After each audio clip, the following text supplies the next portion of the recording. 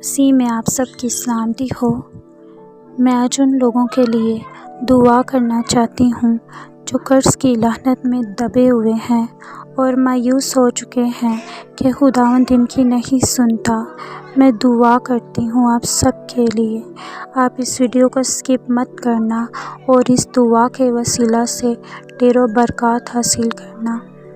قدوس قدوس رب الفاظ، ابدیت کے باپ، سلامتی کے شہزادے، بحر و بر کے خالق اور مالک، دل کی تہہ گہرائیوں سے آپ کا شکر ادا کرتے ہیں ان تمام نعمتوں کے لیے، ان تمام برکات کے لیے جو آپ نے ہماری زندگیوں میں عطا کی۔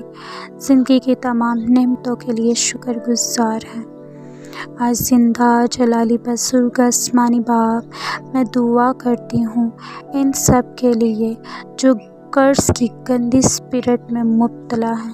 تو ان کو اس گندی اسپرٹ سے رہائی عطا کر، کیونکہ میرا ایمان ہے کہ تو ان کو ضرور اس گندی اسپرٹ سے رہائی عطا کرے گا۔ اے خدا، میں دعا کرتی ہوں ان سب کے گھرانوں کو تو اپنے پاک لہو میں چھپا کے رکھ۔ خدا باپ، کوئی بھی پریشانی ان کے گھر تک نہ پہنچے۔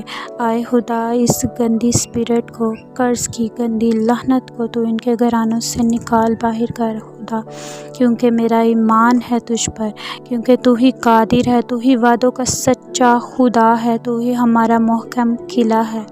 اے خدا، میں دعا کرتی ہوں ان سب کو جو تیرے پاک حضوری میں اس وقت سرنگوں ہیں، ان سب کے گھرانوں کو تو ڈھیروں برکات سے مالا مال کرنا اور ان کو ڈھیروں برکات سے نوازنا ہے خداوند، کیونکہ تو ہی وعدوں کا سچا خدا ہے۔ تو نے کہا ہے کہ تھکے ماندو بوجھ کے دبے ہوئے لوگوں سب میرے پاس آؤ، میں تم کو آرام دوں گا۔